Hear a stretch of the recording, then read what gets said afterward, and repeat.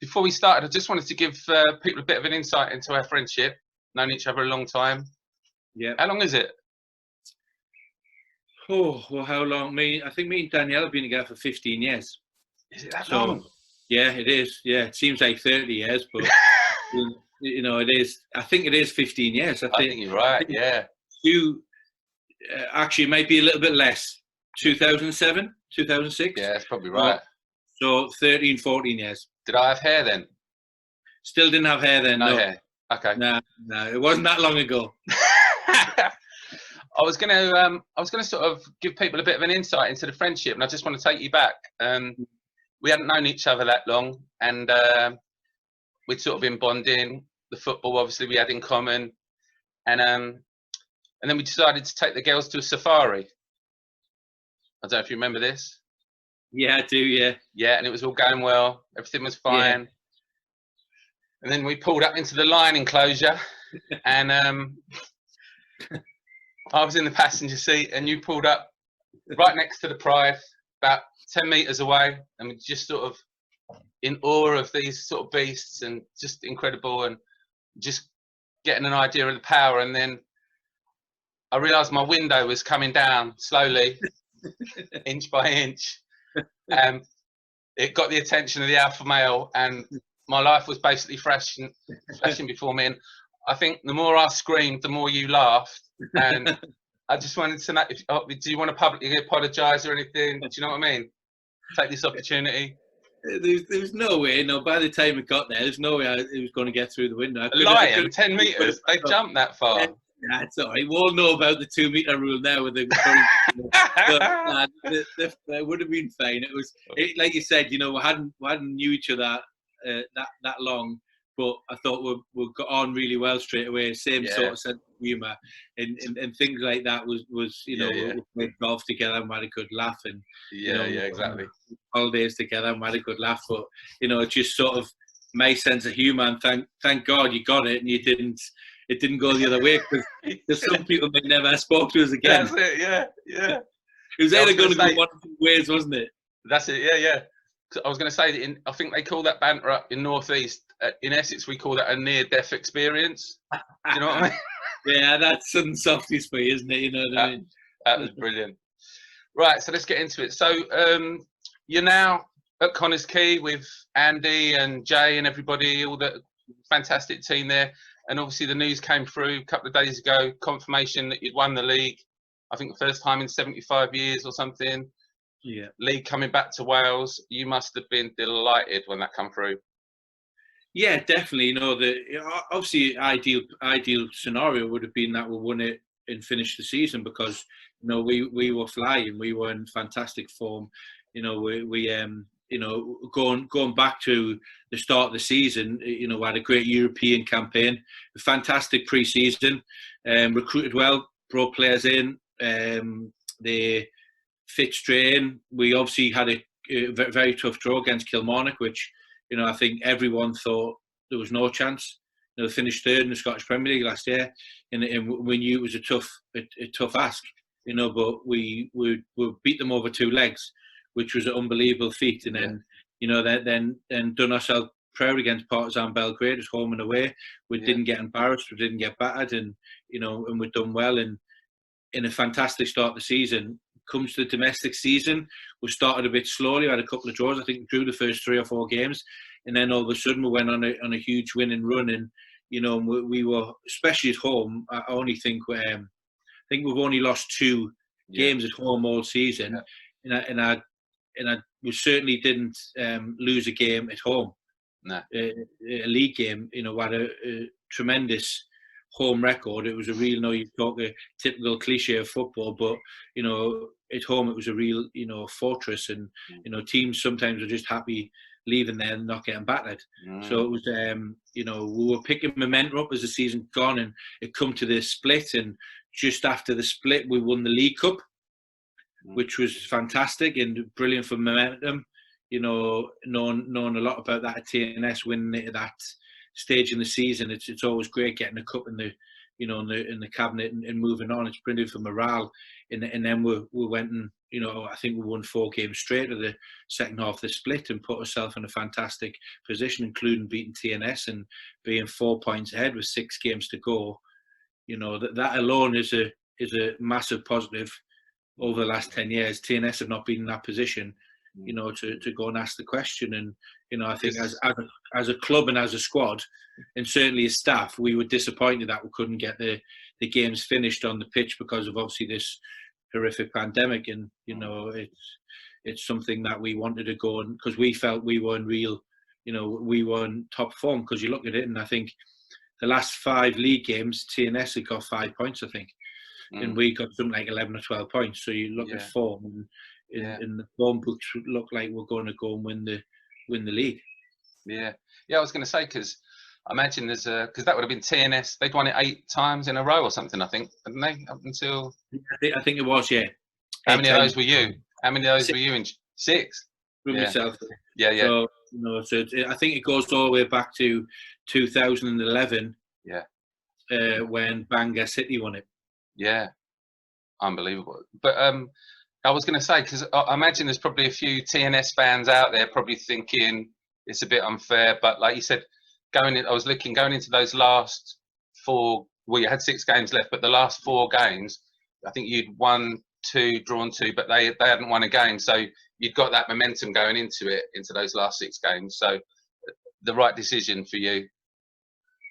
Yeah, definitely. I think so. You know, like you said, you know, we were all disappointed, you know, that we couldn't have carried the season on as we did, because we really thought we were in a real rich vein of form. And like you said, I think we went away to Barry Town, beat Barry. We beat TNS at home. I can't remember the other 2 games. You know, I'm sure actually we beat Carnarvon at home. So I'm sure it was we won 3 and drawn 1 out of the 4 games we played. Yeah. And like you said, you know, on form, and in last 5 games, we were, I think we were something like 10, 11 points out of 5 games, and in TNS were 5 points out of 5 games. Yeah. So, you know, it was always going to be a tough ask. And if, you know, you look at Bala were coming on strong, I think they were 7 or 8 points out of 11 games, you know, and I think we were 8 points behind Bala. So, you know, who knows what would have happened at the end of the season, but we you know, we were very, very confident that we would have finished the league first, because of the form we had going into the last 6 games of the season. Because over the years, I've been a scout, and my experiences, and I've experienced this firsthand in conversations with players and things like that, is people tend to be very dismissive, I think, of the Welsh Premier League. But you're a full-time professional outfit. TNS obviously are. You both had fantastic success in Europe. I think Bala have as well, haven't they? And a couple of the other clubs. You've had a brilliant run in the Iron Brew against, you know, some serious Scottish opposition. You got to the final last year, I think, against Ross County. Yeah. But, you know, I just wonder what you think about, you know, people don't really give the league the credit I think it deserves. Yeah, I agree with you. You know, you look at it, and, you know, my time at TNS, I had 5 or 6 players move on to Football League clubs and all had good careers. You know, Craig Jones, and even before that, at Airbus, where my first job as a manager, I had Jake Cassidy, who moved on and had a good career in the Football League and scored a lot of goals for Tranmere. You know, obviously, I was reacquainted with Jake at Hartlepool, and Jake's now back in the Football League with Stevenage. You look at Craig Jones, who went to Bury from TNS. You look at Danny Holmes, who went to Tranmere from TNS. Then you look at the likes of Sam Finley, who's now at Accrington, who was at TNS. Also Scott Quigley. Went to Blackpool, and he's been top goal scorer in the conference with Barrow this season, and also as well Conor Rawlinson, who now is, you know, in Notts County, who went to Port Vale. So, you know, there's just naming off the top of my head, you know. And then you look at another one who left TNS to go back up to Scotland was Steve Saunders, who went to Livingston from TNS. So you're talking about players there, and then you go back to Connors Key, who they had Rhys Healy, who now is MK Dons via Cardiff. So you look at it, and there's almost 10 players in the last 10 years and that's not even talking about other players from the league. You look at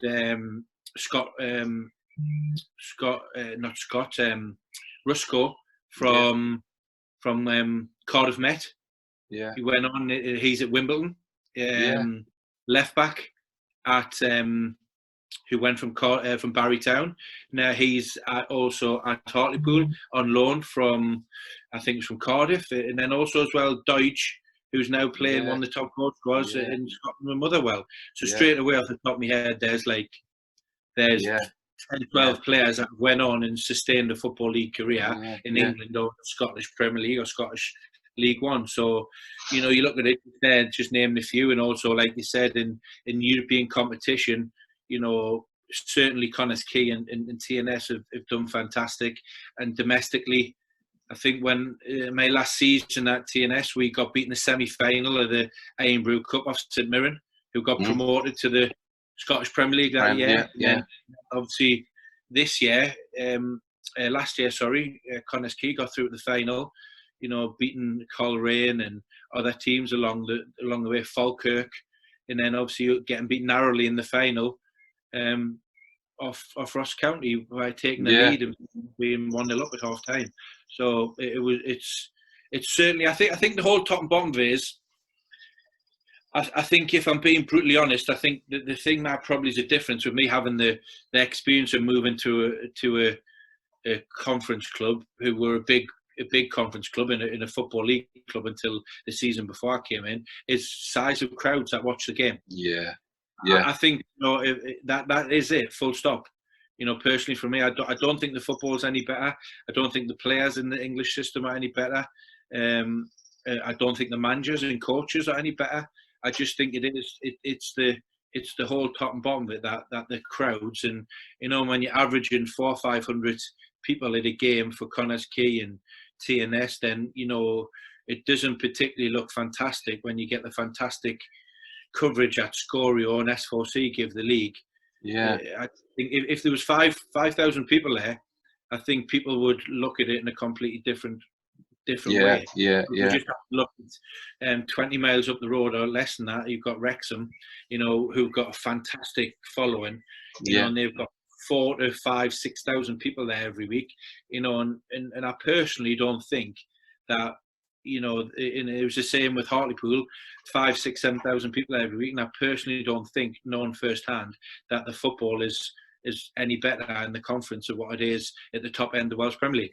Yeah, well, I always just think, me, I keep an eye on all the games, even the pre-seasons that all the clubs were playing from the Welsh Prem, and I always think that's quite a telling thing, because they'll play against sort of National League sides, National League North, and regularly getting results, beating them, and I always just think that told you something about the quality. But I was going to say the same thing, because I remember when I was a scout at Cambridge, and I don't know if you remember this, and the manager at the time wanted players over 5'10", and I'd mentioned Scott Quigley and Conor Rawlinson to them. Do you remember? And I'll be honest with you, they dismissed it at the time, because of the league. And obviously, like you said, Conor and Scott have gone on to have great Football League careers. And I just think, if people are a bit more open-minded and maybe recognise the league a bit more, like you say, players, because I'm sure there's players in the league at the moment, probably, isn't there, that with that potential. You could reel off another 10 or 15 players, I think, that could go and play in the Football League or conference, or there's lads who have. You look at I've done an interview not so long ago with the Welsh Premier League, and asked for my best ever 5-a-side team and the best player I'd worked with, and I'd still say, from a technical point of view, Ryan Brubble. But Ryan's played in the Football League for Hartlepool. He's played in the Football League for York. He's played 50, 60 times for between them two clubs in Football League, and Ryan's a top player, and and no one can tell me that he couldn't go back into the conference or the Football League, because he could, without a shadow of a doubt. And there's teams in there's players in the Connah's Quay team, the likes of Danny Harrison. Obviously he's come to the back end of his career, but Danny's played 200 or 300 Football League games. No one's telling me that Danny Holmes couldn't go back into a conference or a Football League club. Without a shadow of a doubt, they could. And that's naming a couple of lads off the top of my head that, that. And there's more. There's a lot more Connah's Quay. There's 5 or 6 at Connah's Quay that could do it, and there's no doubt 5 or 6 at TNS that could do it, and there's no doubt 2 or 3 from most other clubs that could in the league. like you said, I don't know. Is there a bit of a snobbery, possibly? I don't know. Maybe, who knows, with COVID-19,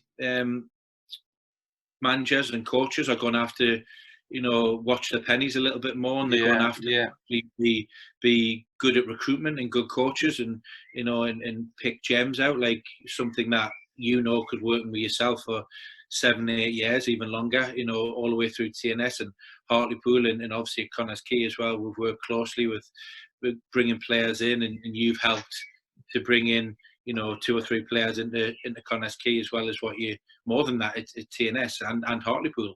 So the lengths that someone from myself, whatever club I've been involved with, goes into to try and do that all the time. And managers in recruitment officers and scouts are going to have to do that a hell of a lot more, I think, moving forward with modern day football, and certainly for the next 2 or 3 years, because COVID-19 is going to hit hard.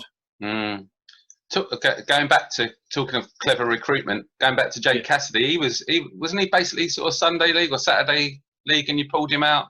Yeah, Jake was at a club called Llandudno Junction, who were like 2 below, possibly 3 below the Welsh Premier League at the time. And with Jake, we'd seen him once or twice and invited him in to train and sign. And and to be honest, Jake was signing for Wolverhampton Wanderers without kicking a competitive ball for us.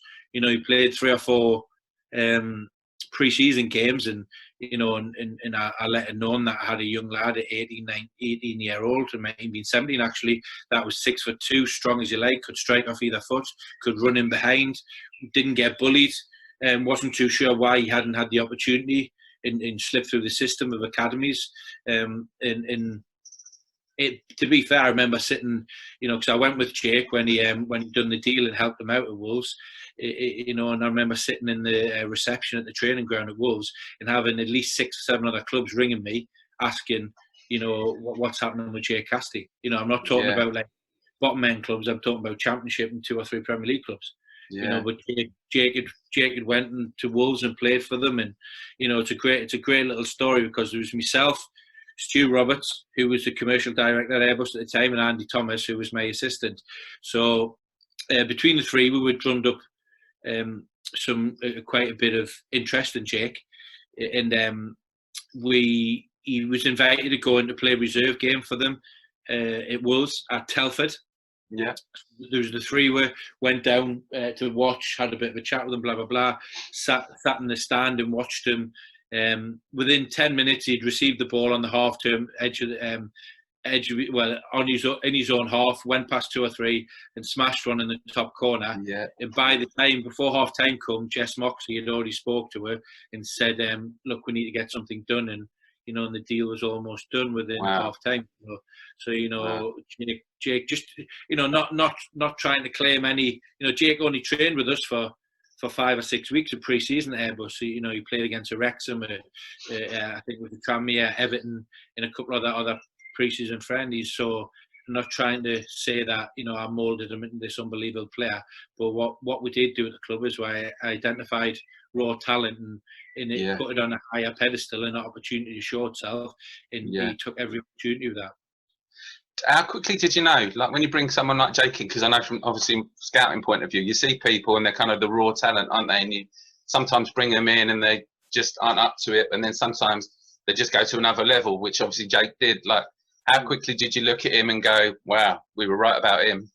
I think we all knew in his first training session. Yeah, as quickly as first that. Training session, we all knew, because he was a 17, 18-year-old boy who was in a man's body.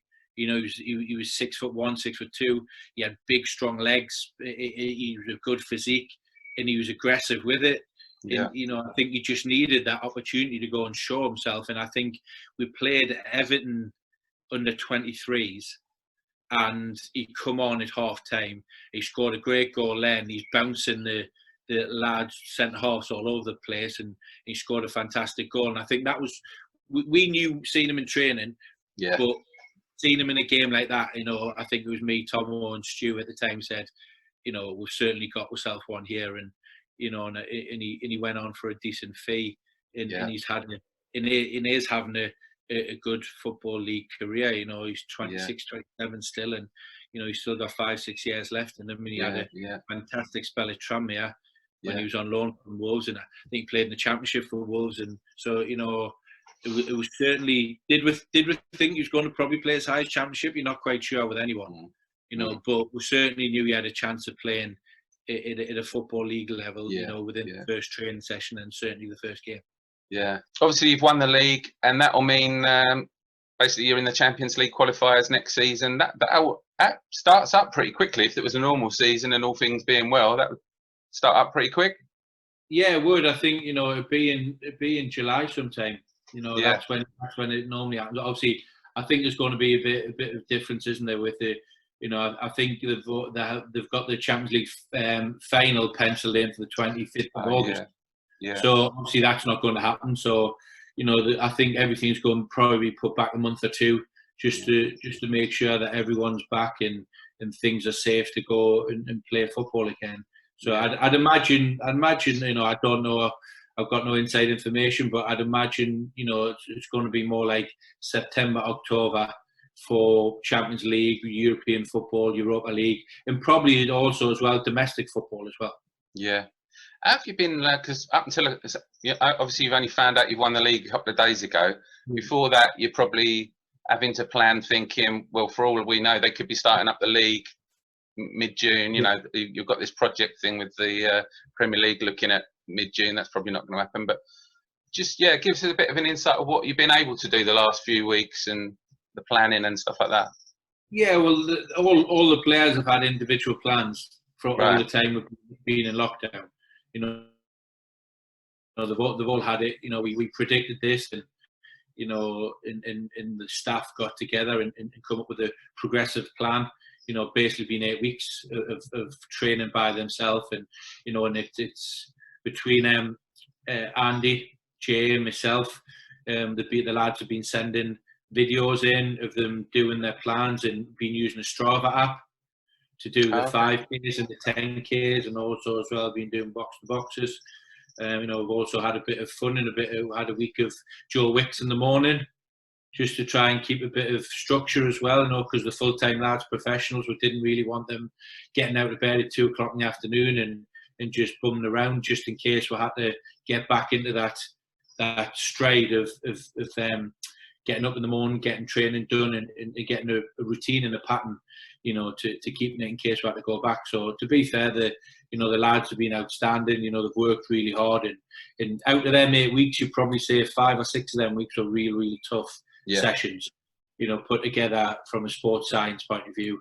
You know, that the lads had to weigh themselves and send the weights to Andy or Jay. You know, and also as well, they had fines in place if they weren't in the right place at the right time, and you know, so it was really well organised and a big expectation, because we knew that it was a great opportunity. We knew the space we were left. If we didn't get on top of it through lockdown, that in the league did start again, and we didn't do everything we could do, then we only had ourselves to blame.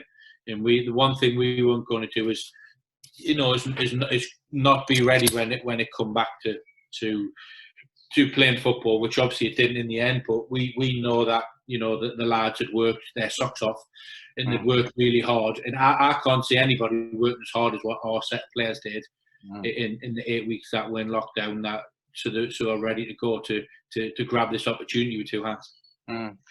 Because recruitment's a tough one, isn't it? Because I know what you're like. You're a manager that sort of gets out there, watches game, watches players, but obviously that's been impossible. So that's going to be a tough one, isn't it?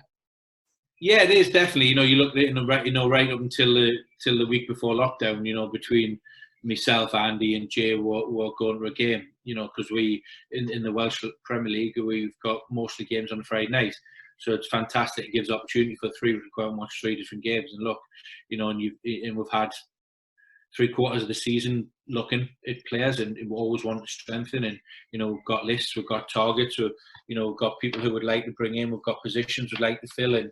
It was always going to be, you know, were we going to be in the Champions League, or were we going to be in Europa League, and where were we going to pitch ourselves accordingly to the players we want to bring in? You know, it's a forward-thinking club that, now that we have been awarded the league, we want to make the most of that, and hopefully next season defend our title and do everything we can on the pitch and recruitment off the pitch to do that. So nothing's changed really, apart from not being able to watch games. Fortunately, I've got access to Wyscout, so I've been watching a lot of games going back. Probably it's been my mainstay of keeping myself sane. You know, watching probably 30 or 40 games, at least highlights over the last 8 weeks. You know, even just doing research on players and so on and so forth, and keeping in touch with agents and finding out who's available, who's not available. And so it's been something that you know, as much as I think everyone thinks, oh, you know, this lockdown, you're not working. I think from Andy, myself, and Jay, we've still been right at the front of trying recruitment on top of the players and just really plans going forward of how we can improve things. Yeah. It's probably going to be a stupid question. It's probably a scouting question, but like, do you obviously qualify for the Champions League? Yeah. And that's massive. And like financially, that's potentially massive for the club and all that kind of thing. Does that affect recruitment? Do you look for, you know, do you have players in mind where you think they'd be great for that, or do you just look for quality players, league, Champions League, whatever? And do you know what I mean? Yeah, I think, you know, you look at it and I think it's a mistake to make short-term recruitment, in my opinion. You know, not saying that's right or wrong. You know, everyone's got their own way they want to go about things, but I believe that you need to recruit for future. You know, there might be one or two players you might have to have a short fix for because you've got a longer term plan for other people. You know, but I do believe that, you know, recruitment should be long term as well, and you know, goes along with that value, age, how much they've got potential, how can you progress them, what can they give back to the club, are they a potential sell on? You know, all these things, and you know, and I do believe on the flip side as well, you know, you can't bring 5 or 6 players in or even more. It's recording that. Oh, sorry. Sorry,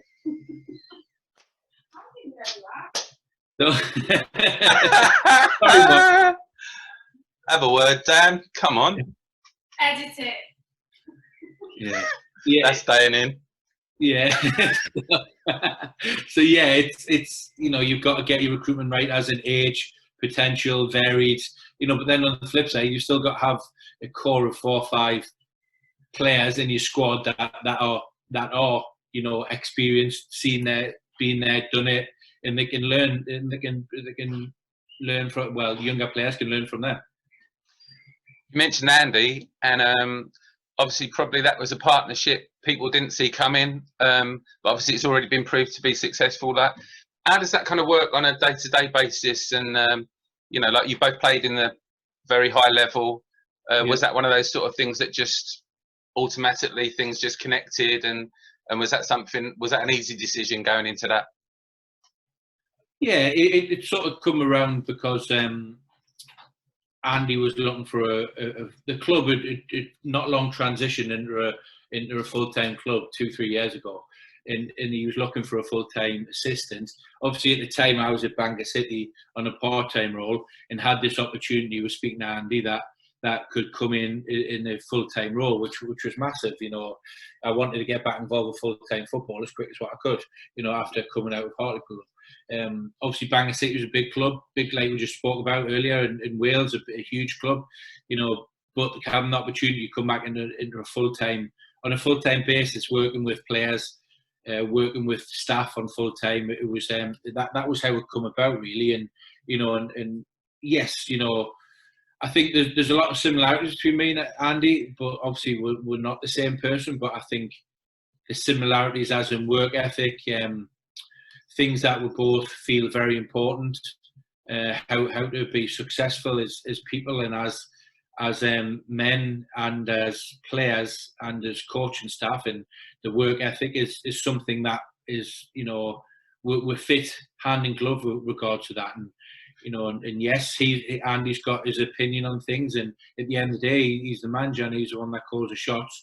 I think obviously as well, I think he values my opinion as well, because I've got experience, and you know, and on the flip side as well, I know from being a manager myself, sometimes what a manager could do with and the help he needs. You know, at times when you're turning and you're looking and you're maybe not sure about something, or you just need a bit of reassurance, or you need someone to say, I agree with that, I don't agree with that. And that's a relationship we've got. We've got a really good, open relationship. And also Jay and that as well, who's worked with Andy for 4 or 5 years. Between the three, whereas, you know, you've got a great balance of personalities, a great balance of thought process. We're not all the same, but we all want the same end, same goal, which I think is more important than anything. Obviously, Andy's got the final say on that, and myself and Jay filter what we think into it, you know. And it's not always, we don't always agree, but I think that's a good thing as well. I think from me being as a manager for 10 years previously, you don't really want an assistant manager or a coach that agrees with everything you said. You know, as long as it's respectful and it's put with thought and a process behind it. It's not just it can't just be, oh, that's my opinion. There's got to be some sort of science and thought process behind it, which there always is. Then, you know, a little bit of disagreement is good for everybody. Yeah, because that was, I'd probably say from memory, like that was similar to your relationship with Carl at TNS. Like, you know, he's unbelievable experience and a fantastic coach and all that, you know, but I'm doubting he agreed with every decision all of the time, and likewise for you. No, definitely, you know, we didn't, you know, and that probably is the mainstay of me and Carl still having a fantastic relationship now. You know, he didn't, you know, and there's times, you know, I wouldn't say dramatic, it's we're it's in each other's throats, but there's times he strongly disagreed with things I was wanting to do or doing, you know, and there's times when I maybe sat back and thought, I think you're right there. And again, in there's times when I thought, no, I'm going to go ahead and do what I think's right. Thank you, I appreciate your input, but I'm going to make this decision. And like I said, there was times as well where I've sat and thought about it and not been too big-headed or arrogant enough to think I know everything, and thought, yeah, you know. And I think it's the same sort of, as long as the outcome's the best for the team and for the football club you're working at, then, you know, does it really matter who has that initial thought? Does it really matter whose idea it was? You know, certainly from my opinion, it doesn't. You know, the important thing is the outcome's the best for the football team on the pitch. Yeah, and obviously that was a brilliant partnership at TNS with the 6 league titles, and obviously this one with Andy's been unbelievable this season. I was going to ask you, you sort of touched on it, how much of, because obviously you played at a higher level with Borough, Andy obviously played at a higher level. You both had tough times. Andy's been really open about his sort of struggles and the tragedy that affected his life. Yeah. How much of that do you think plays into that sort of mindset and being on the same wavelength and kind of, I don't know, kindred spirits and all that kind of thing? Or do you just think it happens? If it's going to happen, it's going to happen? Yeah, I think, like I said, I think if you know, obviously, like I said, myself and Andy are different people, but we've got the same, I think we've got the same morals, as in, you know, work ethic. You know, we both believe that, you know, every stone needs to be, you know, unturned to preparation, and go and watch as many games as you can, do as much homework on people, you know, treat people with respect, you know, all them things. You know, it's almost like a framework of having the same thoughts about the way football and life is. And obviously you build different things into that framework, and in different positives and different negatives, and people bring different, including Jay, you bring different things into that to build that framework strong in the inside. And it was the same with Carl and myself when we worked together. You know, that was the same. You know, like I said, you don't agree on everything, and I think it's unhealthy if you do. But I think if you've got the fundamentals of if you know what's right and wrong in football terms, then, and you both agree on that, then I think it's a major strength, and I think you can only be successful. You can only go from strength to strength with it. Does that mean we might see you doing a duet with Andy after? I don't know if you saw him singing the other day on Twitter after the league win. You what, mate? 100% not. No. No, you're not gonna. No. No, I'm not getting involved I thought you might have got the flavour for it doing Joe Wicks in the morning. You know, Andy's got a decent singing voice. To be fair, Andy's got a decent singing voice. So, yeah. Yeah, obviously announced as league champions the other day. You've had some great support, great messages of support on Twitter. For those of people that don't know, you've actually came off Twitter for a couple of years, and obviously only just gone back on there, which is great timing with this sort of all this positivity. But from the outside looking in, that kind of seemed to coincide with the Hartlepool job and the aftermath of that. I mean, was the decision anything to do with that? I know it was a bit of a tough time, obviously. Yeah, no, it wasn't, to be honest. It wasn't, you know, it was mainly, I think the biggest thing was that I was spending too much time on social media. Yeah. You know, it was, you know, I've got a young family. I've got a daughter that would have been 5 at the time. And I was just probably spending time flicking through subconsciously Twitter and sort of being engulfed by it, and it just got the point. I think a lot of people on this position in their life, you know, where you end up having conflict with everybody, because I was spending an hour before we knew it just sitting on the sofa going over social media.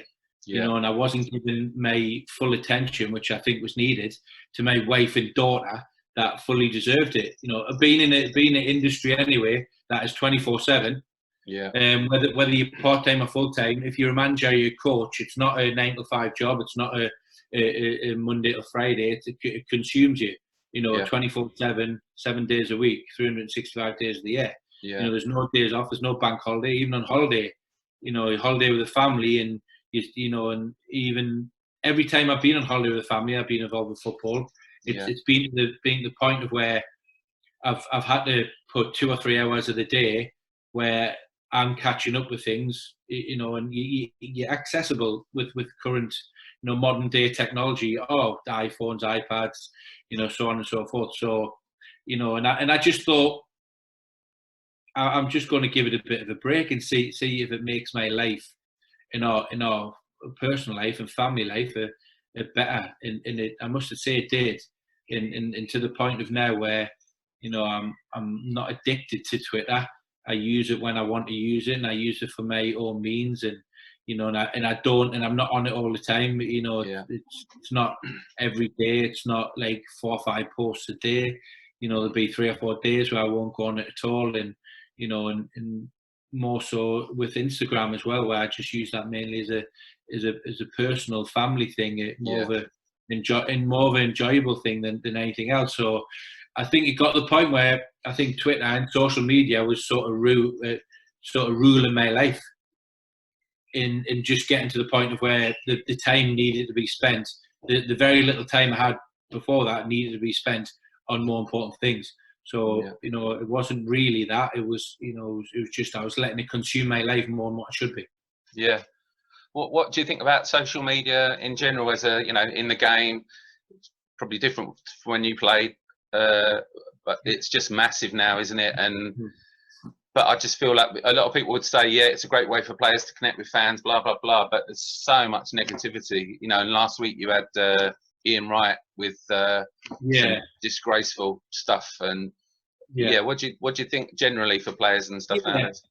I think you look, it's technology, it's the way things have moved forward. You know, certainly from my playing career, you know, I'd only just got a mobile phone, and you're just texting people, you know, in sort of like late 90s.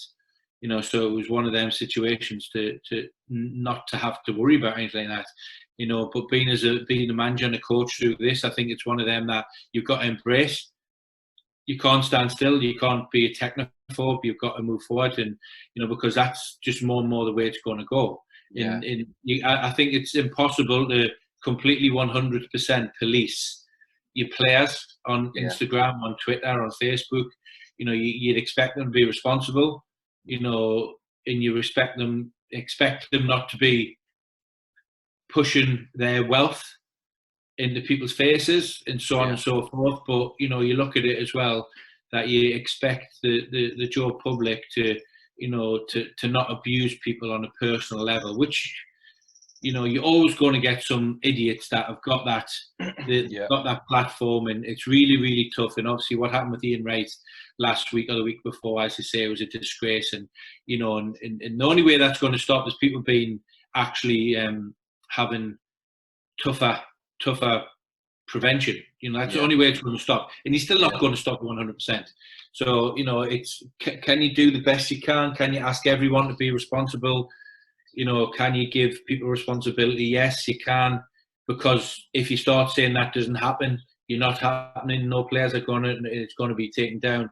It's almost, you know, that's impossible to happen. You've got to give people some sort of freedom. And you just hope people can be responsible and sensible. And if that's the case, it's a fantastic tool to interact with players, interact with celebrities, interact with people that you wouldn't get anywhere near. It is, but you know, it's the same as what's happening at this moment in time, isn't it? With COVID-19, you know, you look at it, and there's always going to be people that will never take notice of anybody. You know, strict lockdown, they'll get out and they'll make any excuse to do what they want to do.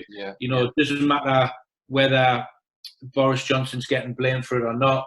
You know, if there was a strict lockdown and there was 5 years in prison, then you're still going to get people that are going to do it.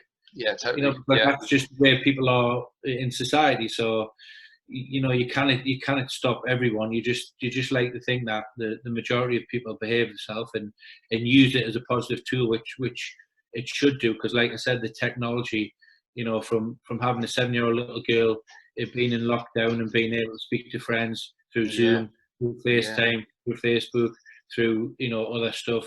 And I don't know how we would have got through it without it. So the technology's been amazing, but you know, we've all got our responsibility to use it in a responsible manner. A bit like that Zoom quiz me and the other half did the other day,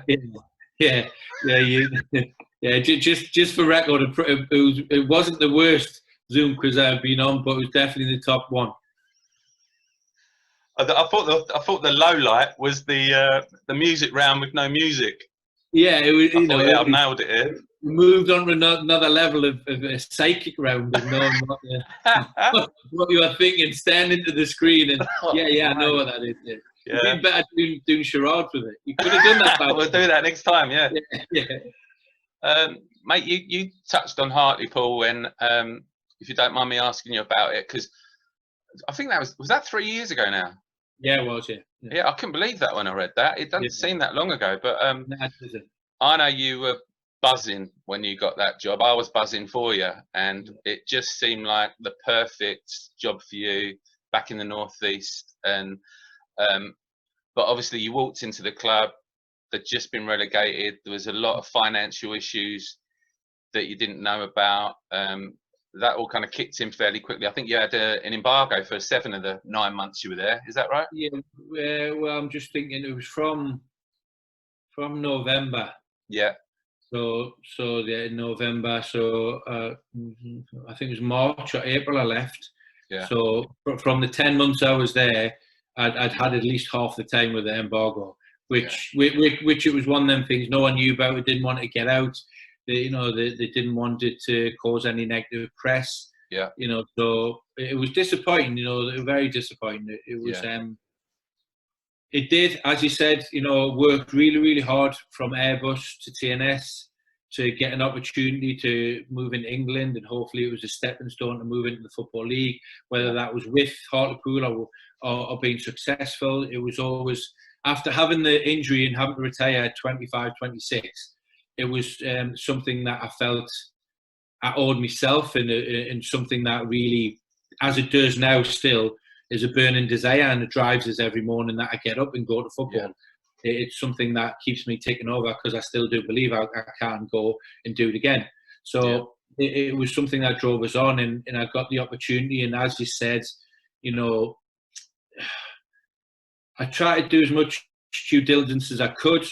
I probably didn't look into it as much as what I could.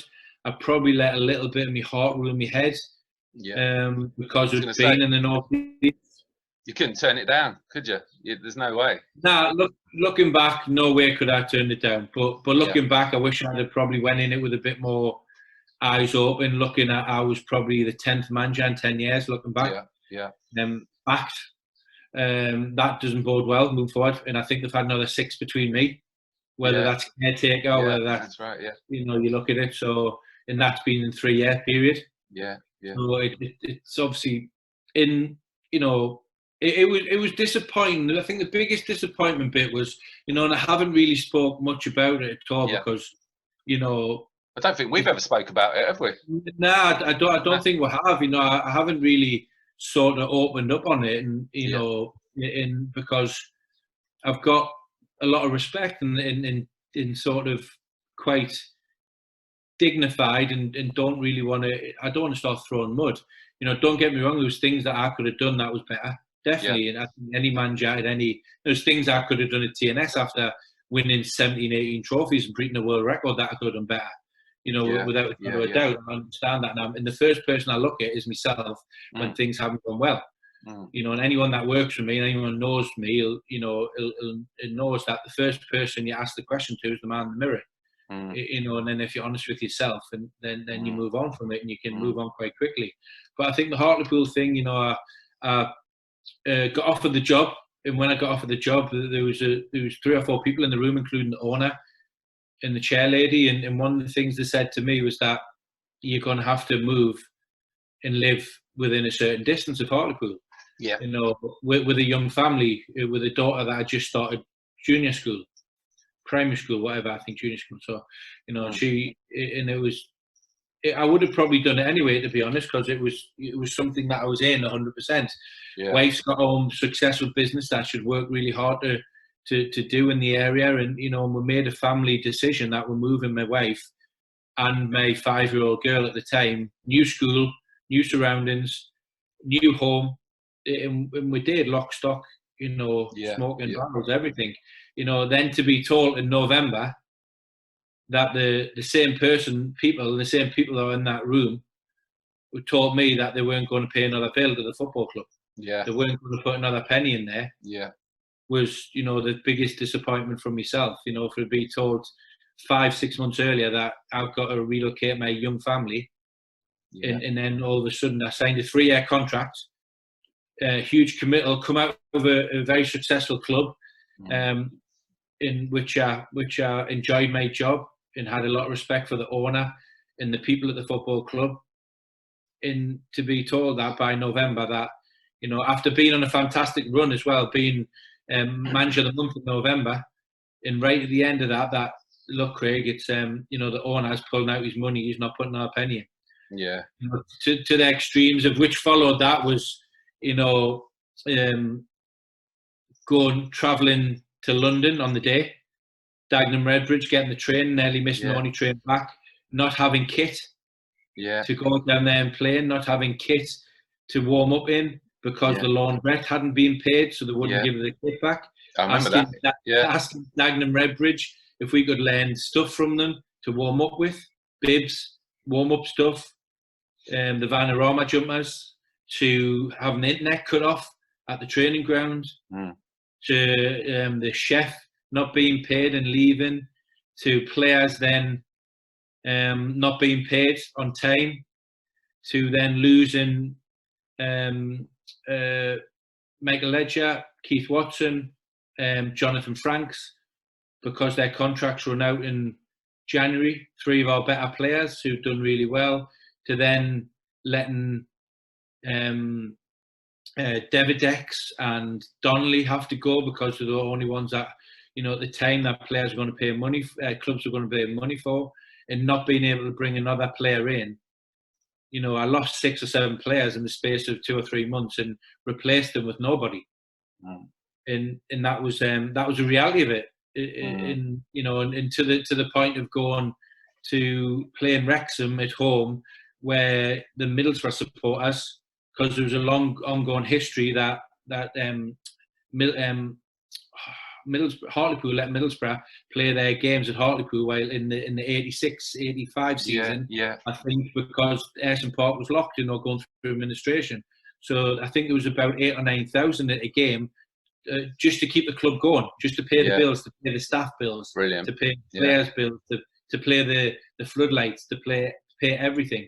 So all that was going on in the background, and obviously it was getting harder and harder and harder and harder, and it was just like having the life slowly but surely sucked out of you, and and it was just a no-win situation for anybody, and then still to have the pressure of a big club, should be in the playoffs, should be looking for promotion.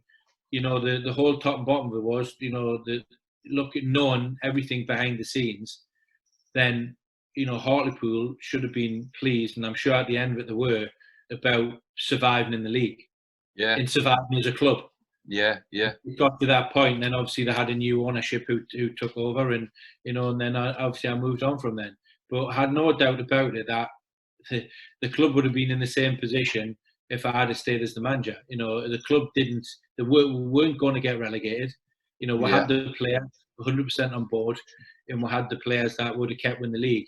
And at that time, that was possibly the best possible hope for Hartlepool at that possible time, because of what was going on behind the scenes. Yeah, it's funny. I was looking at the league table today, and Chesterfield, I guess, they've come down and they're flirting above relegation and haven't had an embargo in place. And I think their fans are pretty, they know the football, like Hartlepool fans. And I think that first year, it's funny because I've got a quote here. Yeah. Scott Loach, one of your first signings at Hartlepool, and I follow him on Twitter, and I just thought, I wonder what he'd say about you. And he said, this is from him. Yeah. Well, I said, what did you think about Craig and his time then? He said, I loved him as a manager. Yeah.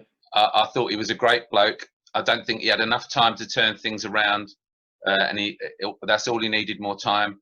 We were adapting to the league, not just him, but also the players as well. And that first season was a real learning curve for everybody. I thought that was great.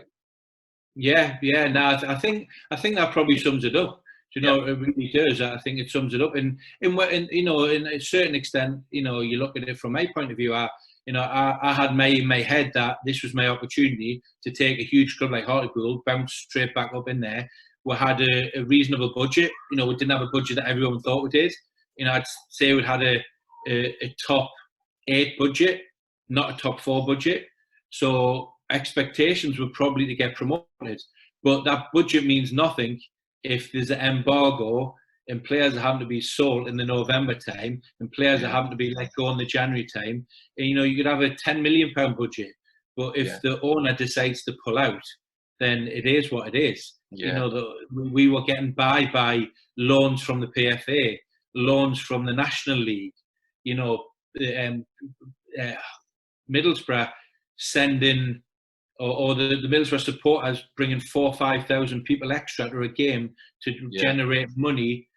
People, the fantastic Hartlepool fans doing charitable events to pay players and to keep the football club alive. Yeah, so it doesn't matter what budget you've got at the start of the season.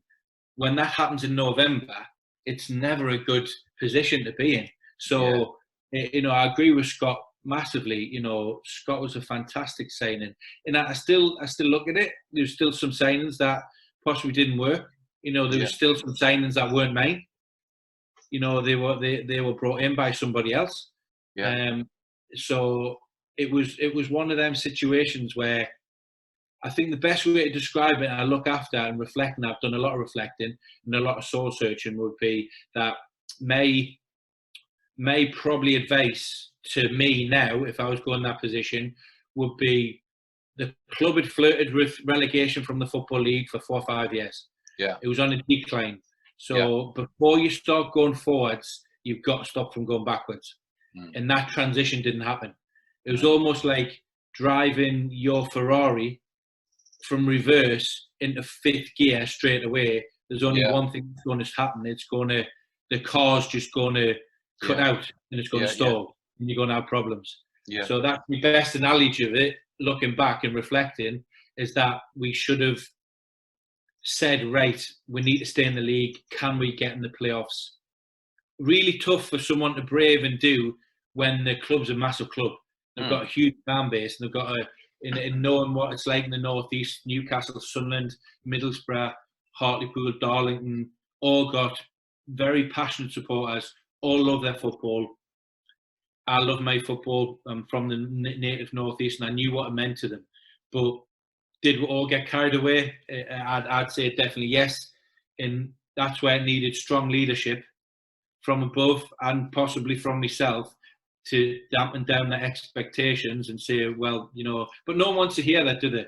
No one wants to hear a new manager coming in and going, yeah, well, we just need to make sure we stay in the National League this year, finishing mid-table, and and this, that, and the other. We need to challenge, and subconsciously we should have probably said, it would be acceptable to be mid-table and would be possible to finish in the playoffs, and exceptional to be promoted.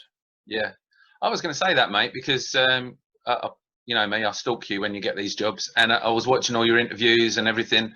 And as hard as it was, and obviously we'd spoken, and I knew that the difficulties and everything, but I never once heard you blame finances, talk about the position of the club, never dug out players, never mentioned signings that weren't anything to do with you, never once. And I think Hartlepool fans, I'm sure, have got different opinions about you, but I think a lot of people gave you a lot of credit for that throughout that. Yeah, it's something that I wanted to do as well. I didn't want, like I said, you know me from a personal level as a person, and you've been involved with my football career moving forward, from all the way from my TNS days, even from Airbus days moving forward. So I'd like to think I've got a bit of dignity, I've got a bit of respect, and I'm not the type of want to sling mud, because, like I said, the first person I look at is myself. Yeah. And it probably took more out of myself than I really thought it would.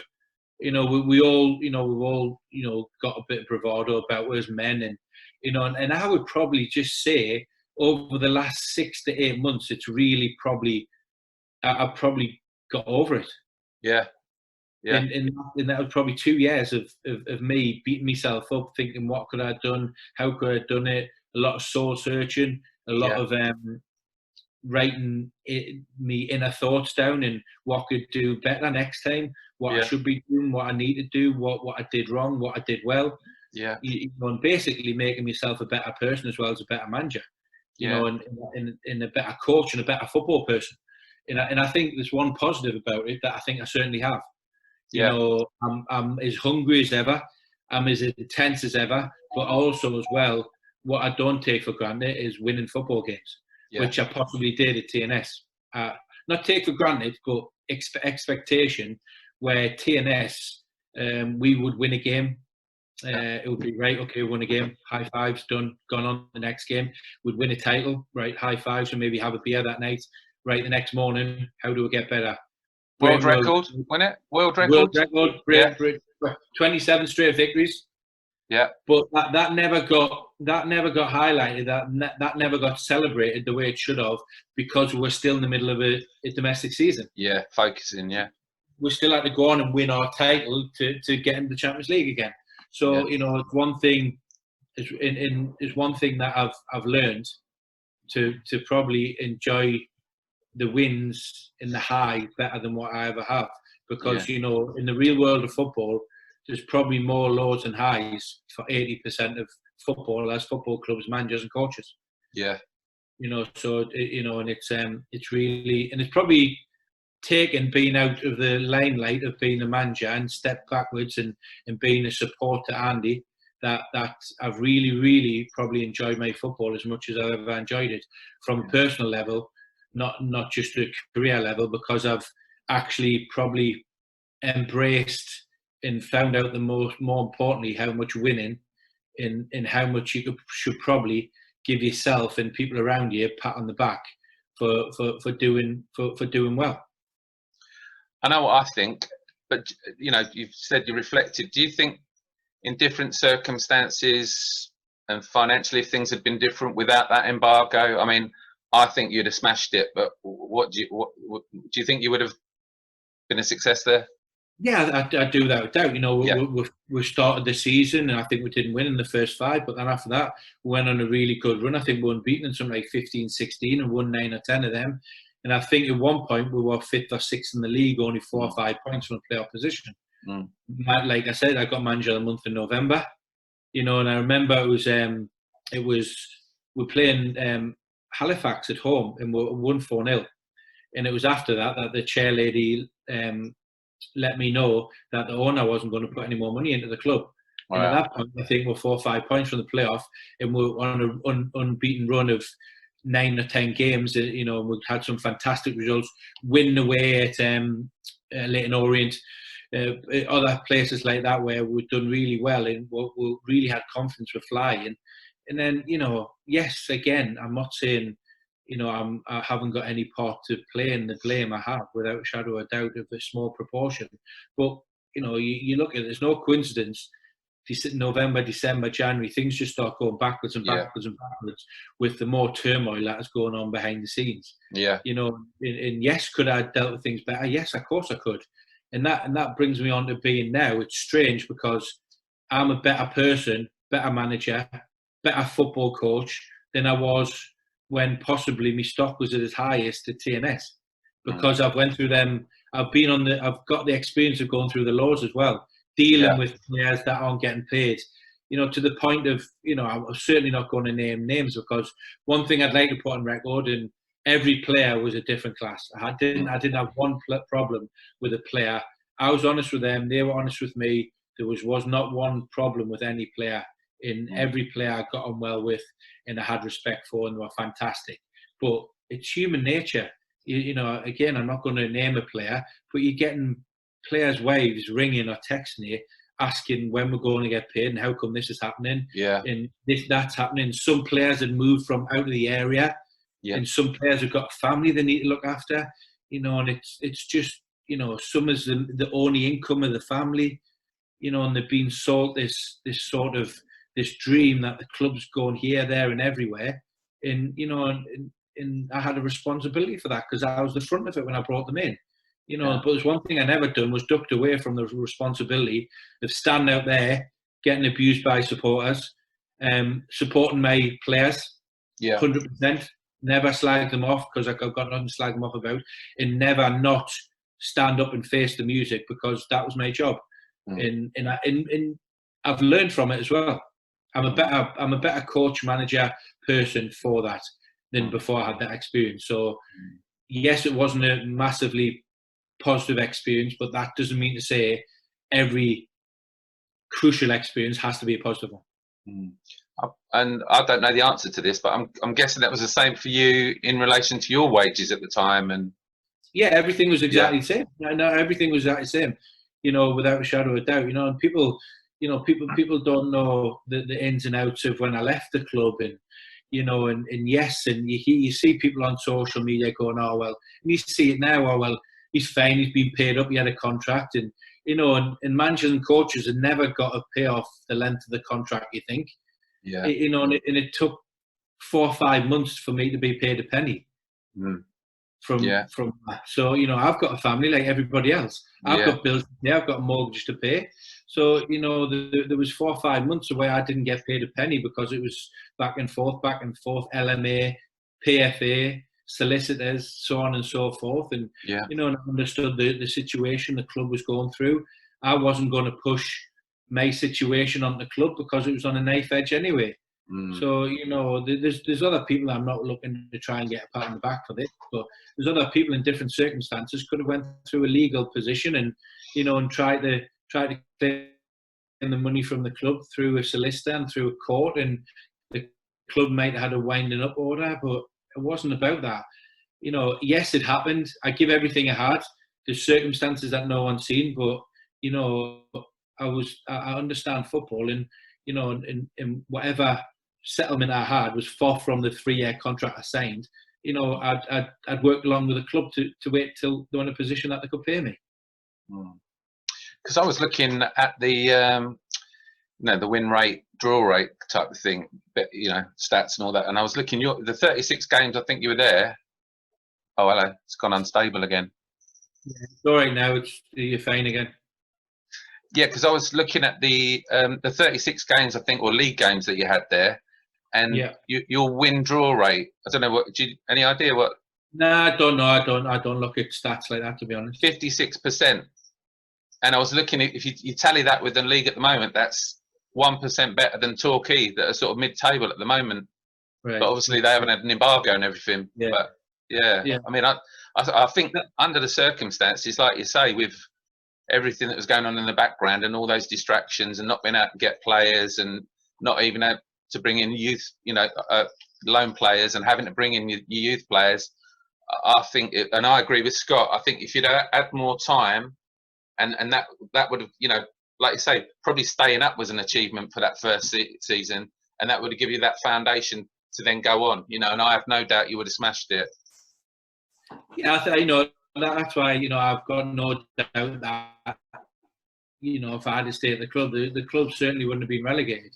I don't think it would have been in any worse position than it is now, without a shadow of doubt. It was just a matter of, a new, it was almost like say dramatic as a new era, but, I think there was 8 or 9 players signed and 10 players out the door from the previous season. So that's going to take a little bit of time. It's going to take a little bit, players getting to know each other and so on and so forth. But like I said, there's no coincidence, and and I stand firm with this. Whether I get criticised for this or not, I don't really care, because I know what was going on behind the scenes. I stand firm with saying there's no coincidence that if you look at the timelines, they coincide with the owner telling everybody that he's not going to pay another penny towards the football club. Yeah, it was back end of November, December. So yeah, I didn't realise the timing of that. Like after that 4-0 win at home, I didn't realise it was. Yeah. Yeah. So you got the high of the win. You come out, and then somebody tells you that. You must have been like, wow. Not only that though, but it had the responsibility. Then it was the back end of November, and to my recollection, the players were going to be paid on the Friday. It was a Tuesday night game or Wednesday. I think it was Tuesday night game. We had Wednesday off. I met the chair lady on the Wednesday, and then we had to address the players on the Friday to tell them they're not getting paid. Sorry, the Thursday that they're not getting paid on the Friday. Yeah, yeah. And we've got a game on Saturday, by the way. Yeah. So, like you say, I mean, the players deserve a massive amount of credit. That must have been very tough. They got as I did, and the coach and staff got slaughtered from the supporters. Which is fair enough. I've got no problem with that. I'm a big boy. I understand that, and and that's why it never got to us on a personal level whatsoever, because that's the industry we're in. Yeah. If that wasn't, I'd been a player, I understand exactly that, what goes on, and it was more so my family that were moved, and also as well as the players getting slagged off for saying that they're not giving everything. Whether every training session we done, every training test session we take, every game we played, I do not think the players tossed it off whatsoever. Subconsciously they were worried, what can you do about that? Any trade, if they're not getting paid and they're having to go home, not getting paid, because in the end we did not get paid, but there was times when we got paid late and we didn't know until a day before we were getting paid. So you've got that uncertainty with family, going home and telling your wife that, and this, that, and the other, and speaking to your mortgage company and so on and so forth. Then there's going to be a subconscious drop off. Players didn't want to. Did they train the same intensity subconsciously because they don't want to get injured, because they're looking for the next move, because they know they're not going to be there for long. That's not. And that's certainly not me saying they didn't give everything, because I wouldn't have one bad word said about any of the players that were in the squad at that time, because yes, they didn't perform, and yes, we didn't get the results that we should have. But I think a lot of that, more than half of that blame lies solely at the owner's door because of the way it was done. Yeah.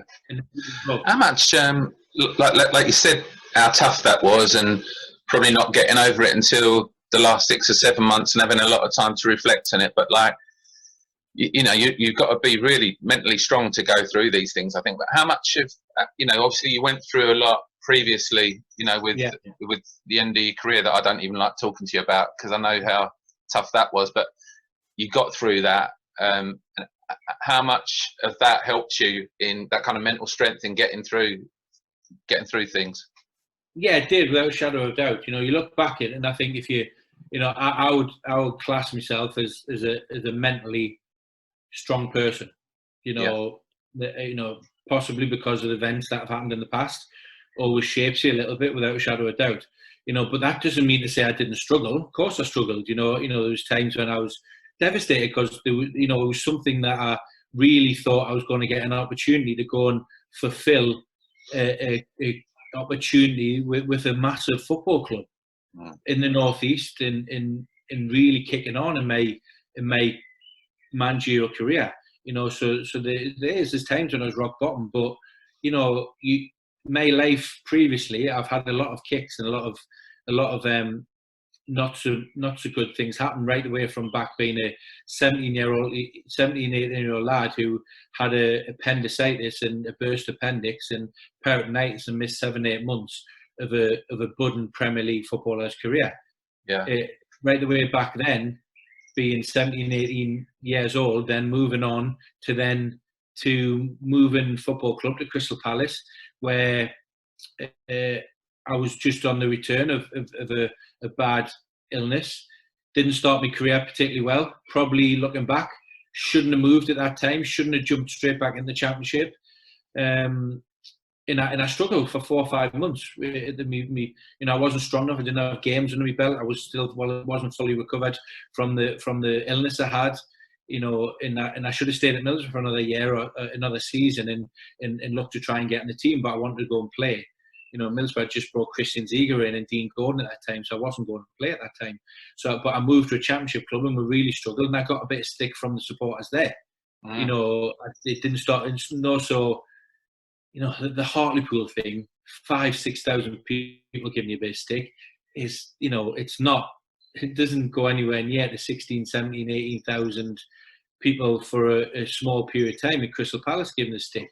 So there's another bit of adversity that I got over, and then obviously at the end of my career, finishing at, having the injury at 23, 24, then officially finishing at 25, then, I was in some real dark places, and I just thank God and thank goodness that I had a strong family and a very supportive family, friends, and in my partner Danielle, who, in a little girl that probably got me through it. Yeah. Through the worst of it, which I'm really, really fortunate through. So the Hartlepool thing, let's be honest, I'm a big boy, I can look after myself. It wasn't even scratching the surface, and that is football. I'm quite a resolute type of person, and no matter, from a football point of view, no matter what anyone or whatever experience I go through from now to the end of my football career as a coach or manager, nothing will come close to being told that you are not going to keep going to play a professional footballer from a boyhood dream that is dreamt with from a 5-year-old little boy. Whatever people think they know about me, and whatever people think, they've said about me, then it doesn't scratch the surface for getting abused by a few people on social media, at the ground. That nothing is ever from a football point of view going to go anywhere close to the 2 or 3 years I had of retiring from being a professional footballer through injury at 25 years old. Yeah. And knowing you as I do, I'm guessing all of that is, and those life experiences and what happened at Hartlepool, and obviously you've had a brilliant time at Connors Quay, but you're still very ambitious, and I still think there's a job out there that you'll smash, and I'm guessing you'd still have that kind of confidence. Yeah, definitely. Like I said, like I was referring to earlier, I think actually I'm a better coach, better manager, better person than what I was beforehand. And it's strange, isn't it, how football is probably one of the industries that, you look at, and a lot of other industries, if there's been some sort of failure, you see quite recently the Michael Jordan documentary that's been on TV, and one of his famous quotes is he's missed so many thousand shots to become the player he is now. And there's so many in history, businessmen, sportsmen, whatever it may be, people that have had a lot of failings before they've actually got to the peak of what they've done. So, you look at it, and there's quotes out there about people saying you've never been a real manager until you've been sacked. It happens to everybody. There's not one person out there that hasn't been sacked some way, shape or form in the football industry. You look at the best there's ever been. Brian Clough got sacked from Leeds. Alex Ferguson got sacked early on in his career from I can't remember who it was from now. Went on to have massive success. Jose Mourinho got sacked from Man United. The only one at this moment in time who's on that, on an upward curve, that is Pep. And obviously if he goes on for another 20 years, at some point he'd probably be sacked. There's not a manager out there that hasn't been sacked or someone to do with football. So it is what it is. It's the industry we're in. There's no getting about it. It's part and parcel of the industry. It's, you get on with it, you understand the pitfalls of it, and but I can guarantee 100% I'm better all round for the next opportunity that comes my way. And I guess because like I say, I do enjoy working with Andy and Jay.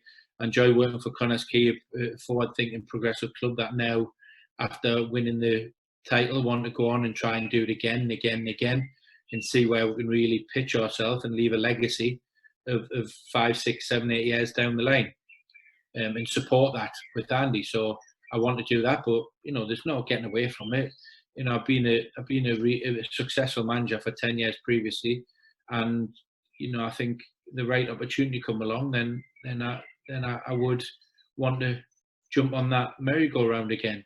But until that happens, I'm happy. I'm satisfied. I'm enjoying it. I'm still very hungry. I'm pushing. I love working with Andy and Jay and the owners of the football club and all the players. Got a great set of players, top draw.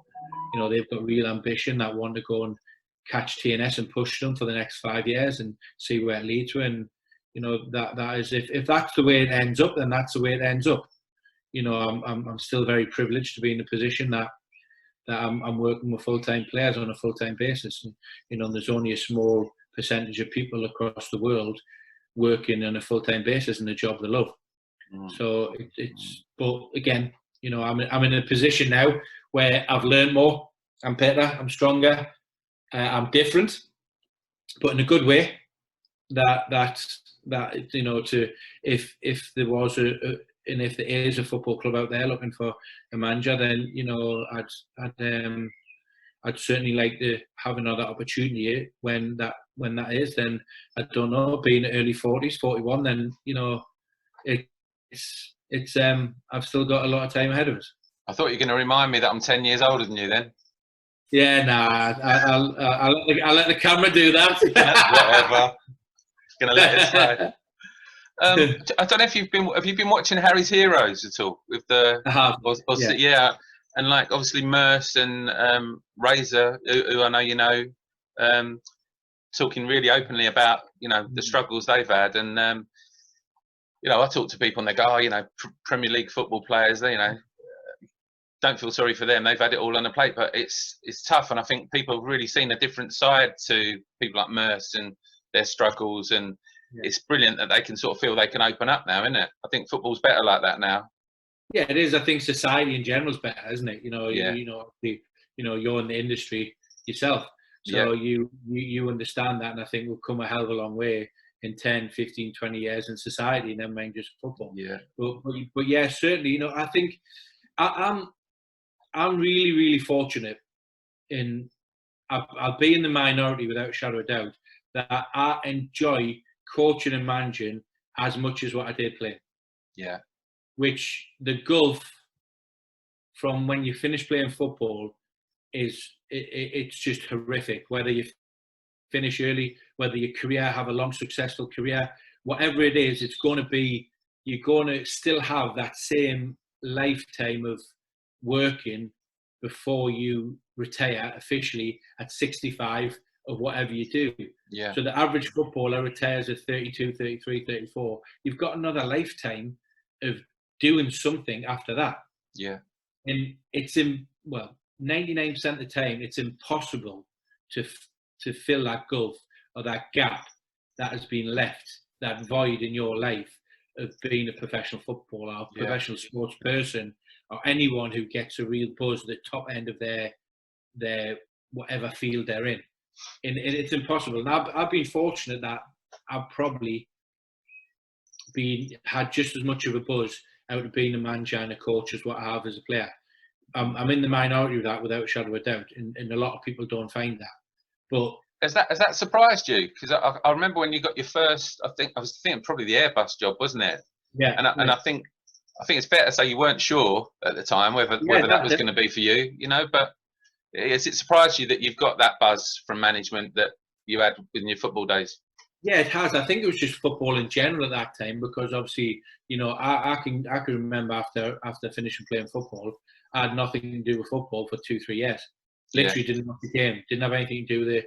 Blocked myself off from football, and it was only, you know, through Daniel's dad and a friend who's no longer with us, sadly, Reg Bedford. He was helping out with the club, and I said, "Oh, come along, the lads would love you to take a bit of training." You know, the manager doesn't really want to coach. He's not a coach. He's a manager. He just wants to, you know, see what the lads do, put a few of your sessions on, and from then on, it just escalated. And yeah, I really didn't think it would, because there was no way, shape or form, then 3 or 4 years from being 25 up until 30, that I wanted anything to do with football again. I really didn't. I couldn't think of anything worse. I was bitter, I was twisted, I was horrible. I'd become a different person. I'd sort of locked myself away, and then looking back now, it was clearly I was in the bottom end of a slump of depression, without a shadow of a doubt. Yeah. You know, looking back now, reflecting on that, you know, so it did surprise us. It really did surprise us. But you know, I love football as much as anything now. It's, you know, I don't know what I'd do without it. It's certainly something that gives us still a buzz to the day, and I enjoy all levels of football. I enjoy watching all levels of football, right away from the Premier League and Champions League, right the way down to watching, you know, the kids in the academy at Connah's Quay, under 10s, under 11s, under 12s. You know, I enjoy I enjoy talking about football. I enjoy talking about tactics. You know, and I enjoy, you know, still speaking to Carl, who's a very good friend, who is a fantastic coach, and he's got a great job at FAW. And whenever we talk about tactics, and you know, I've been very, very lucky that over this lockdown he's let me jump onto some webinars with the FAW and sit and listen and watch and take some more things in. And it's certainly something that I'd like to go down the route of as well, more on the coaching side, because at one point I just want to be a manager. But I think with coming back in with Connah's Quay as a coach, I've really enjoyed the hands-on, one-on-one, building that relationship with players that you don't build as a manager, because you've got to have some sort of distance, you know, in building that, in doing one-on-one sessions to making players better, and in units and so on and so forth. So it's really been a big eye-opener, and a fantastic opportunity to probably fall in love even more so with football again. Yeah. When going back to that, when you first went there, and then you're not, you know, you're doing a favour for a friend and help with some training sessions, and you've not really even watched football for 3 years. But how quickly did you? Because it's in your core, isn't it? You've been a footballer since you're a kid. You're at Borough. How quickly did you sort of get that feel for it back and think, do you know what? I think maybe I could do this. Yeah, I think it wasn't long, because I think it's something that I'd I'd consciously suppressed. I didn't want, you know, I actually was not wanting to do anything. I was making a conscious effort not to do it. I wasn't just going with the flow. I was like making my decision not to be involved with football. So, and once I did, it was only just as, you know, just a bit of fun. I was at the time, I thought I was happy out of football. Clearly I wasn't, you know, because of the 10, 11, 12 years that I've gone by, that I've been involved with football and loved every minute of it. but it's something that I think within 6, 7, 8, 9 months it escalated to becoming back involved with having a conversation with Gareth Owen at my 30th birthday party, which yourself and your wife were there. And Gareth was the manager of Airbus at the time, and he just lost his assistant manager, and we had a bit of a drunken conversation. Gareth and Bungle, Chris Williams, who were playing for Connah's Quay, were playing in a duet at my party, and I got talking with them, and I just thought, yeah, whatever. We've had a drunken conversation, and then after that was in the November time, and by the end of December, I was assistant manager at Airbus. Yeah. How much of it, I know, like, obviously getting back out on the training ground and blah, blah, blah, blah, blah, but how much of it is actually just being back with the lads and being in the changing rooms and having that banter and being around that, how much of that was like a positive, you know? Yeah, hugely. I think, you know, it is something that you probably mainly miss as a footballer, that camaraderie, the banter with the lads. You know, it's something you miss, you know, this short period of time of 2 months in lockdown. Yeah. You know, I'm starting to hammer Danielle like I would hammer the lads, and it's getting a bit, you know, it's not particularly good for a relationship. I saw that when she walked in earlier. Yeah, you know, you having banter with your wife like you would with your teammates and your staff. Yeah. You know it's tough times.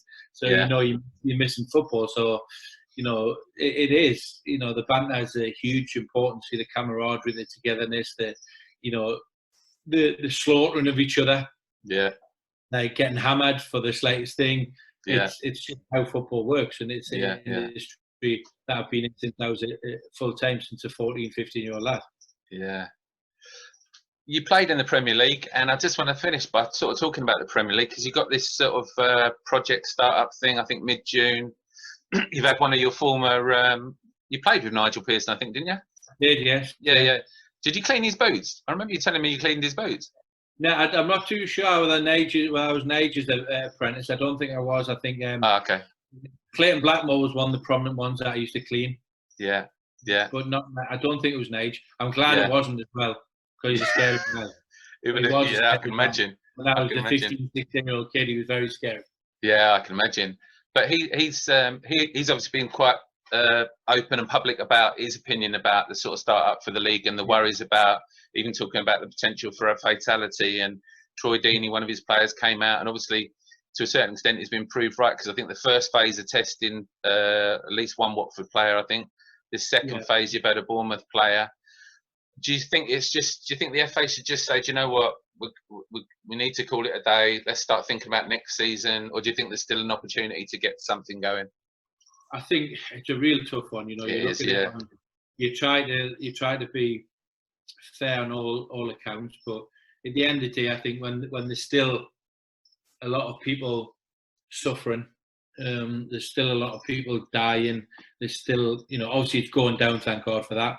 You know, the fatality rate and the infection rate is going down, which we're very fortunate with that. But I think it's hard. I think it is really hard. You know, but on the flip side, there is also nurses, doctors, frontline workers working in shops, working delivery men and lady. You know, people going out there that have got to work, because if they get furloughed, it's not going to feed their family. Self-employed people, it's a real tough one. You know, it is a tough one. They're going to get the best care that's possible. That obviously doesn't guarantee you're not going to get it. You're not going to be ill without a shadow of doubt. It doesn't. I understand that. You know, that really doesn't. I get that. And but on the flip side, it's a tough one. It really is. Yeah. It's a tough one. You know, you look at it. Germany have obviously got back. You look at it. There's been a date given for Spanish. There's been Italian. You know, they're all talking about coming back. I've got friends in Finland that that Aki Riolahti, who's the CEO of HJK Helsinki. Mm-hmm. You know, I've also know the CEO of SJK in Finland. You know, so they're training, they're back, they're looking to start the season soon. So it's but then again, you know, we had a national lockdown later than what all them countries did. So I think realistically, from my point of view, I possibly don't think in the next week or two it should be starting. Yeah. If you say 4 weeks time and everything's on the downward slide again, then possibly yes. You know, but you know, I think if it'd be realistic, and probably I think everyone would be happy if they said we're going to start back on mid-July. Yeah. You know, that gives another 2 or 3 weeks for the players not to be back. Then it gives them time to do training 4 or 5 weeks in small groups, then also together. You know, the realism of it is that I don't think, personally, from a personal point of view, that they possibly should or will be playing before middle of July. I think Yeah. that's realistic. I think all the skeptics would possibly say that's more realistic as well. Yeah. Instead of talking about, I think at this moment they're talking about middle of June, end of June. You know, where, like I said, realistically we've been 2 or 3 weeks, if not 4 weeks, behind some of the other countries that are locked down a lot earlier. So I think we should give ourselves 4 or 5 weeks at the back end as well. So I think everyone would probably be happier if they said we're not going to start in mid-July. Yeah. I think that would be realistically, and I think the Premier League could get it done from there with having the resources. There's people that I know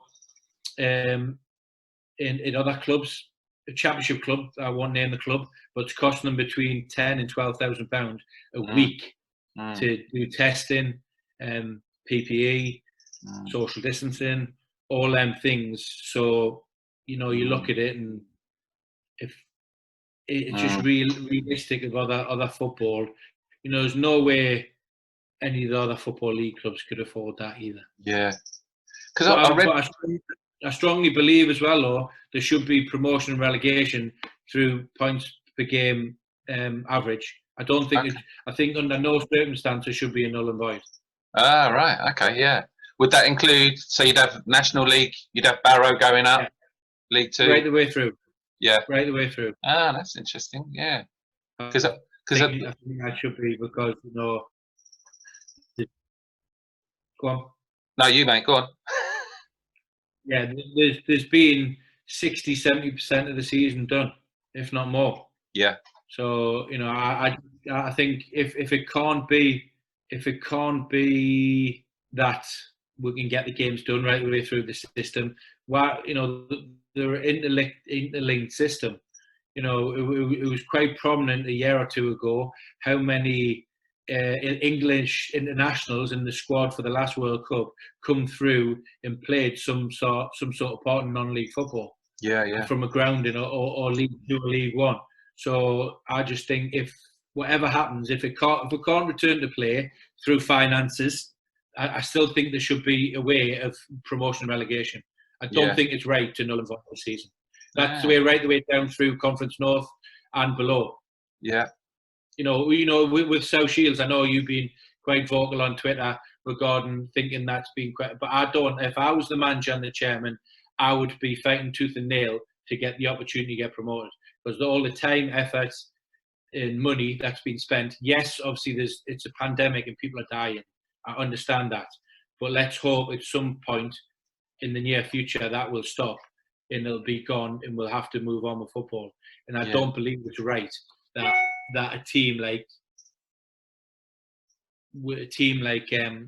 South Shields should not be promoted. Yeah, I think the problem I had with South Shields was a bit different to your situation because you only had 6 games left. I think they had 9 games left, and when I looked at it, if you did a sort of form thing to the end of the season, they would have ended up losing the league by a point. And I just thought, like yesterday, they had I saw on Twitter that they've got this Just Giving page for asking fans for donations for their legal costs, and I thought, really? Yeah, but I do take your point. Yeah, I wouldn't. I've not really got an opinion about that because it is what it is. But just about some sort of closure. Yeah. To a season. Yes, there's going to be people that are going to be harshly done by. No one's going to unless we start football again. No one's going to be happy. There's always going to be the person or a club or a team that are harshly done to. Yeah. But I think that as many as is harshly done to regarding being on a negative side, I think there'll be ones that are harshly done to if it's null and void. Yeah, totally. You can't tell me West Brom and Leeds United don't deserve to get a chance to play in the Premier League. Yeah, exactly. Yeah. And without being, I think, if you're at the bottom of the league, you're at the bottom of the league for a reason. Yeah. I understand teams haven't played as many. The only idealism would be that every team had played the same amount of games. Yeah. You get a true reflection of that. Yeah. You know, 'cause I understand Lipo's situation at Charlton. I understand he's been quite vocal about it. They've only been the bottom three for a week or two of the season, and potentially they will get relegated, which I feel for that. But you're not going to Yeah. keep everyone happy. No, not everyone's going to be happy unless the games get played on the pitch. Yeah. Because I was reading, you touched on it. I was reading as many as 10 clubs in the EFL could go out of business on the back of this. And and from your league, you've had Real, who, you know, long-standing team in the Welsh Premier League, won the league a couple of times. I think we were in Europe 10 years ago, like big club in the Welsh Premier League. Unfortunately, found it financially unviable, and they're no more. And it's huge, isn't it? Yeah, it is. It's massive. It is. You know, it's a real. You know, it is a. There's going to be teams that solely rely on match day revenue to pay players. You know, as much as the top end of the Premier League doesn't work like that now. Yeah. But you know, because of the matchly revenue, you know, will run between £1 million to £2.5 million every other week. Yeah. You know, they're getting 100 million plus from Sky deals and BT deals and so on and so forth. So the top end, you know, that's not really relative to. But the bottom end, you know, we've got a club from you know, just up the road from us, with Wrexham Football Club, who've got fantastic support. You know, and they're getting anywhere between 4,000 and 7,000 on a match day. Yeah, and I don't know this, but I'd imagine that it's 80% of their revenue. So it's really, really tough for them in this position in this moment in time. You know, you talk about playing behind closed doors and all the rest of it. And, you know, that is just not viable for 60% of the Football League clubs, because, like I said, they rely solely with the upselling on match day. You know, it's just not going to, you know. Yeah. Hold on a minute. Only got 3 hours left. That's fine. Well, before it gets dark. That's it, yeah. It's like that quiz the other day again, isn't it? No, that's about it, mate. It's been a pleasure. Known you a long time. You've talked about all your struggles and all the difficulties, but I know what you like. You're a positive person, always confident. I think you would have absolutely smashed it at Hartlepool. I'm sure you'll smash it at whatever comes your way, whether that's with Connors Key next year in the Champions League, with Andy and everybody, or whether in the future there's other things. Yeah. You're a proper manager, and I think your story's yet to be told. So thanks for doing this, mate, and we'll do another quiz soon, eh? Yeah, as long as you're not the host, that's fine. Thanks, mate. Thanks, Mark. Thank you very much. Take care, mate. See you later.